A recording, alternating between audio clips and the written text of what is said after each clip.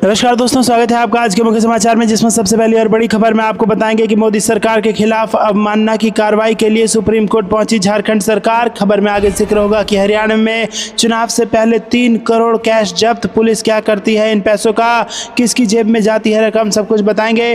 खबर में आगे जिक्र होगा कि सुप्रीम कोर्ट ने CBI को लगाई कड़ी फटकार, पश्चिम बंगाल से जुड़ा है मामला और क्या कुछ कहा सुप्रीम कोर्ट ने, ये भी आपको बताएंगे। खबर में आगे जिक्र होगा कि जम्मू कश्मीर को देने के लिए कुछ नहीं, PM मोदी पर बरसे उमर अब्दुल्ला, पाकिस्तान को दी नसीहत, अपना घर संभालो। इसी के साथ आगे जिक्र होगा कि कर्मचारियों ने दिखाई आंख, भजन लाल सरकार की वादा खिलाफी के विरोध में मनाया ज्ञापन दिवस और दी चेतावनी। दोस्तों, इसी प्रकार की तमाम बड़ी खबरें आपके लिए लेकर आए हैं, लेकिन उससे पहले आपसे निवेदन कि कृपया करके वीडियो कीजिए लाइक और चैनल को सब्सक्राइब करके बेल आइकन दबाकर कमेंट में लिखिए जय हिंद। रुक करते हैं सबसे पहली और बड़ी खबर की तरफ। मोदी सरकार के खिलाफ अवमानना की कार्रवाई के लिए सुप्रीम कोर्ट पहुंची झारखंड सरकार। जी हां दोस्तों, सुप्रीम कोर्ट या हाई कोर्ट के कोलिजियम की सिफारिश पर सरकार कब तक फैसला ले, इसकी कोई निश्चित समय सीमा तय नहीं है। इसीलिए ऐसा भी देखा जाता है कि कोलिजियम की सिफारिशों पर सरकारें कभी कभी देर तक कोई फैसला नहीं लेती, लेकिन अब इस मुद्दे को लेकर केंद्र सरकार के खिलाफ अवमानना की कार्रवाई के लिए सुप्रीम कोर्ट में गुहार लगाई गई है। गुहार किसी और ने नहीं बल्कि एक राज्य सरकार ने लगाई है। झारखंड की हेमंत सोरेन सरकार ने। उसका आरोप है कि झारखंड हाई कोर्ट के चीफ जस्टिस की नियुक्ति में केंद्र सरकार जानबूझकर देर कर रही है। झारखंड सरकार ने केंद्र सरकार के खिलाफ सुप्रीम कोर्ट का दरवाजा खटखटाया।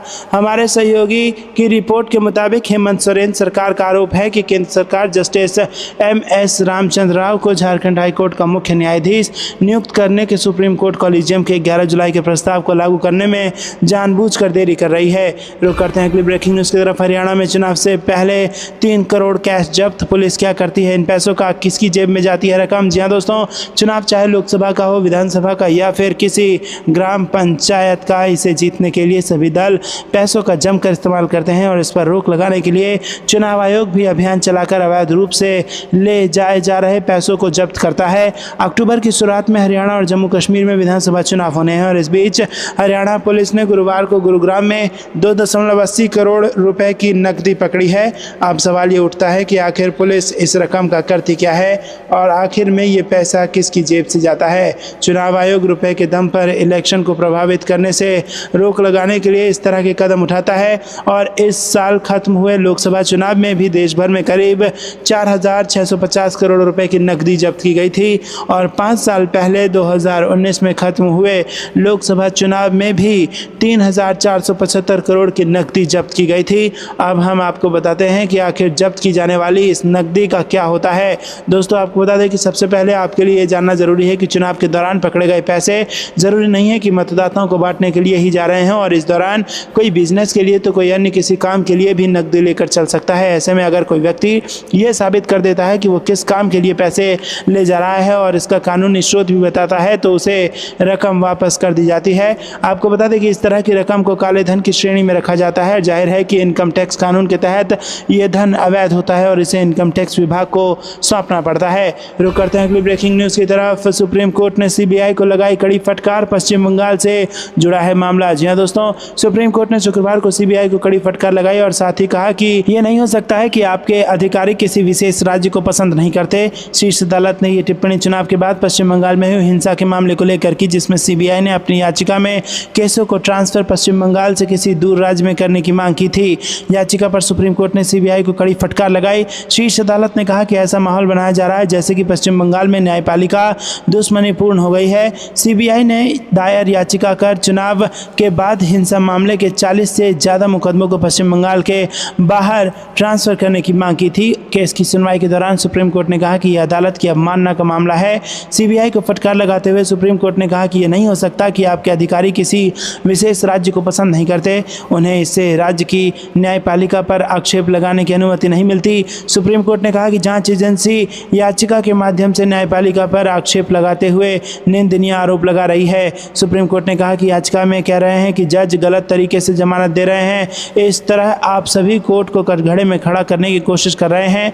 आप जजों की इमेज को नुकसान पहुंचा रहे हैं। इस पर CBI की ओर से ASG SV राजू ने कहा कि यह अर्जी सही से ड्राफ्ट नहीं की गई है। इसके बाद सुप्रीम कोर्ट ने याचिका खारिज करते हुए नए सिरे से अर्जी दाखिल करने को इजाज़त दी है। वहीं पश्चिम बंगाल में चुनाव के बाद हिंसा भड़की थी। कलकत्ता हाईकोर्ट के आदेश के बाद इन घटनाओं घटनाओं की जांच सीबीआई को सौंपी गई थी। सीबीआई का कहना है कि राज्य का माहौल ठीक नहीं है। निष्पक्ष सुनवाई के लिए केसों को राज्य से बाहर ट्रांसफर करने की आवश्यकता है। रुक करते हैं ब्रेकिंग न्यूज की तरफ। जम्मू कश्मीर को देने के लिए कुछ नहीं, पीएम मोदी पर बरसे उमर अब्दुल्ला, पाकिस्तान को दी नसीहत, अपना घर संभालो। जी हाँ दोस्तों, आपको बता दें कि नेशनल कॉन्फ्रेंस के उपाध्यक्ष और पूर्व मुख्यमंत्री उमर अब्दुल्ला ने गुरुवार को प्रधानमंत्री नरेंद्र मोदी पर पलटवार करते हुए कहा कि वो जम्मू प्रांत में बढ़ती आतंकी हिंसा पर चुप रहते हैं, लेकिन वंशवादी राजनीति पर जोर देते रहते हैं। उनके पास जम्मू कश्मीर की जनता को देने के लिए कुछ नहीं है। साथ ही उन्होंने अनुच्छेद 370 पर पाकिस्तान के रक्षा मंत्री ख्वाजा आसिफ की टिप्पणी पर प्रतिक्रिया देते हुए कहा कि पाकिस्तान को अपना घर संभालना चाहिए, उसे जम्मू कश्मीर विधानसभा चुनावों में हस्तक्षेप नहीं करना चाहिए। रुक करते हैं अगली ब्रेकिंग न्यूज की तरफ। कर्मचारियों ने दिखाई आंख, भजनलाल सरकार की वादा खिलाफी के विरोध में मनाया ज्ञापन दिवस और दी चेतावनी। जी हाँ दोस्तों, आपको बता दें कि राजस्थान का कर्मचारी एक बार फिर सरकार की वादा खिलाफी के चलते आंदोलन की राह पर है। मुख्यमंत्री भजनलाल शर्मा की वेतन विसंगति संबंधित सिफारिशों को 1 सितंबर 2024 से लागू करने की घोषणा के बाद भी समिति की सिफारिशों को सार्वजनिक नहीं किए जाने से प्रदेश के कर्मचारी संगठन नाराज हैं। इसी वादा खिलाफी के विरोध में अखिल राजस्थान राज्य कर्मचारी संयुक्त महासंघ के आह्वान पर शुक्रवार को प्रदेश भर के सभी जिला मुख्यालय पर ज्ञापन दिवस मनाया गया।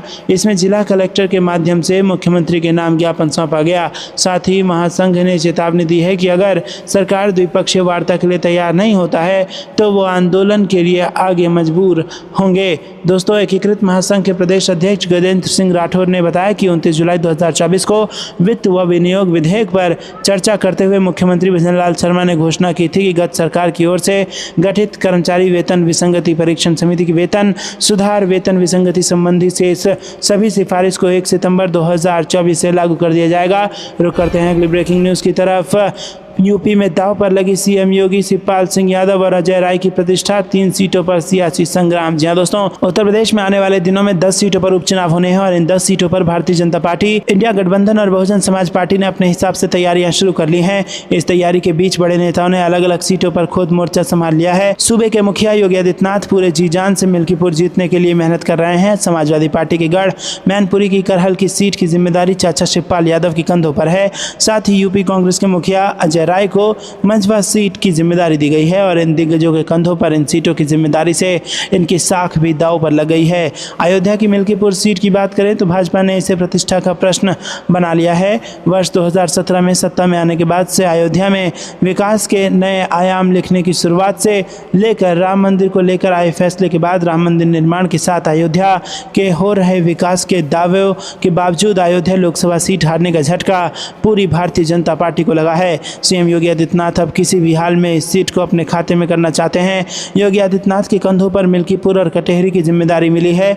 मिल्कीपुर सीट अब हॉट सीट बन गई है और इस सीट को लेकर सीएम योगी आदित्यनाथ लगातार मेहनत कर रहे हैं और यहां का 3 बार दौरा कर करोड़ों की योजनाओं की सौगात मिल्कीपुर को दे भी चुके हैं। तो करते हैं अगली ब्रेकिंग न्यूज की तरफ। ध्यान भटकाने के लिए लाया गया वन नेशन वन इलेक्शन, सरकार की कोई तैयारी नहीं, टीएस सिंहदेव का बयान। जी हां दोस्तों, छत्तीसगढ़ के पूर्व उप मुख्यमंत्री एवं दिग्गज कांग्रेस नेता टीएस सिंहदेव ने गुरुवार को वन नेशन वन इलेक्शन और मल्लिकार्जुन खड़गे और जेपी नड्डा के बीच हुए हालिया पत्राचार को लेकर अपनी प्रतिक्रिया दी। केंद्र सरकार द्वारा गृह मंत्री राजनाथ सिंह की अध्यक्षता में वन नेशन वन इलेक्शन को लेकर एक और कमेटी बनाई गई है और कहा जा रहा है कि जल्द ही इस संबंध में बिल को सदन में पेश किया जाएगा। इस पर कांग्रेस नेता ने कहा, यह एक अपरिपक्व कदम है, कमेटी को पहले बनाना चाहिए था, कैबिनेट से पास कराने के बाद कमेटी बनाने का क्या औचित्य है। कांग्रेस नेता ने कहा कि पूर्व राष्ट्रपति रामनाथ कोविंद की अध्यक्षता में एक कमेटी बनाकर इसको कैबिनेट से पास करवाया गया और अब आप एक और कमेटी बना रहे हैं। इसका मतलब कोविंद जी का योगदान काफ़ी नहीं है। अगर देश के लिए कोई नीति बन रही है तो चर्चा और विचार पहले होना चाहिए। ये दिखाता है वन नेशन वन इलेक्शन को लेकर उनकी तैयारी नहीं थी, इसको सिर्फ ध्यान भटकाने के लिए लाया गया। कांग्रेस अध्यक्ष मल्लिकार्जुन खड़गे ने प्रधानमंत्री नरेंद्र मोदी को खत लिखकर भाजपा नेता द्वारा नेता प्रतिपक्ष राहुल गांधी को लेकर दिए गए तथाकथित विवादित बयान का जिक्र किया था। इसको लेकर भाजपा के राष्ट्रीय अध्यक्ष जेपी नड्डा ने गुरुवार को खड़गे को पत्र लिखकर राहुल गांधी और अन्य कांग्रेस नेताओं द्वारा पीएम मोदी को लेकर कहे गए अपशब्दों को याद दिलाया। इस पर टीएस सिंहदेव ने कहा कि जान से मारने की बात किसी ने नहीं कही, जीभ काटने की बात किसी ने नहीं कही, मोदी जी को आतंकवादी किसी कांग्रेस ने नहीं कहा। गोधरा कांड का जिक्र करते हुए कांग्रेस नेता ने कहा कि गोधरा कांड के समय मोदी जी मुख्यमंत्री थे, लेकिन क्या किसी ने देशद्रोही कहा, आतंकवादी कहा? लेकिन उनकी तरफ से ये पर्सनल स्टेटमेंट देना कि जो तेरी दादी के साथ हुआ वो राहुल गांधी के साथ होगा, मतलब इंदिरा गांधी की हत्या की गई थी तो राहुल गांधी के साथ भी ऐसा ही होगा क्या? पुलवामा आतंकी हमले और एयर स्ट्राइक के मुद्दे पर कांग्रेस नेता ने कहा कि एयर स्ट्राइक में कितने आतंकी मारे गए थे, इस पर आर्मी और अमित शाह का स्टेटमेंट अलग अलग था। उस समय कांग्रेस ने यह नहीं कहा था कि उसको आर्मी पर विश्वास नहीं है, बल्कि कांग्रेस ने सच्चाई सामने लाने की बात कही थी और कांग्रेस ने क्या पूछा था इस बात को सही तरीके से सामने नहीं लाया गया। दोस्तों, आपको क्या कुछ लगता है कमेंट में जरूर बताइए और वीडियो को अभी तक लाइक नहीं किया तो लाइक जरूर कीजिएगा। रुक करते हैं अगली ब्रेकिंग न्यूज की तरफ। कांग्रेस 7 गारंटी से जीत लेगी हरियाणा चुनाव, 10 साल का सूखा होगा खत्म, गेम चेंजर बनेंगे वादे। जी हां दोस्तों, हरियाणा चुनाव के लिए कांग्रेस ने 7 गारंटियों का ऐलान किया है। पार्टी ने 300 यूनिट बिजली मुफ्त, 25 लाख तक मुफ्त चिकित्सा के साथ महिलाओं को हर महीने 2000 रुपए देने का ऐलान किया। इसके साथ ही 500 रुपए में गैस सिलेंडर देने का भी वादा किया है। यही नहीं, विधवा महिलाओं, दिव्यांगों और बुजुर्गों को हर महीने 6000 रुपए पेंशन दी जाएगी। कांग्रेस ने गरीबों के लिए 100 गज के प्लॉट देने का भी ऐलान किया है। इसके साथ ही कांग्रेस ने 2 कमरों का मकान बनाने के लिए 3.5 लाख रुपए देने का भी वादा किया है। आरक्षण के मसले पर बड़ा ऐलान करते हुए कांग्रेस ने क्रीमी लेयर की सीमा 10 लाख करने की बात कही है। वहीं फसलों को न्यूनतम समर्थन मूल्य पर खरीदने का वादा किया गया है। नौकरी के मामले में कांग्रेस ने 2 लाख सरकारी पदों को भरने का वादा किया है। लेकिन हरियाणा में चुनाव जीतने के लिए क्या ये गारंटियां काफी होंगी? क्या महिलाओं को सीधे पैसे देने का फायदा कांग्रेस को मिलेगा? इन सब बड़े सवालों के जवाब कुछ ही दिनों में चुनाव के नतीजों के साथ आएंगे।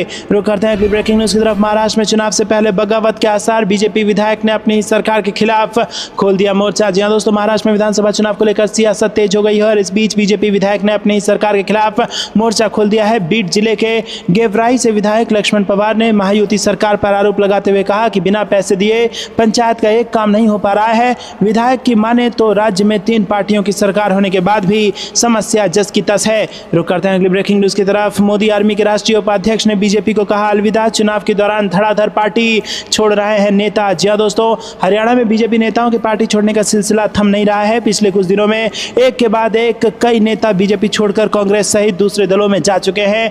पार्टी को एक और झटका पूर्व मुख्यमंत्री मनोहर लाल खट्टर के गृह क्षेत्र करनाल में लगा है और यहाँ मोदी आर्मी के राष्ट्रीय उपाध्यक्ष विनोद जुनेजा ने पार्टी को अलविदा कह दिया है। इसी तरह हरियाणा के पटौदी विधानसभा क्षेत्र से टिकट न मिलने से नाराज सुमेर सिंह तंवर ने भी पार्टी से इस्तीफा दे दिया है। तंवर लंबे वक्त से पार्टी के लिए काम कर रहे थे।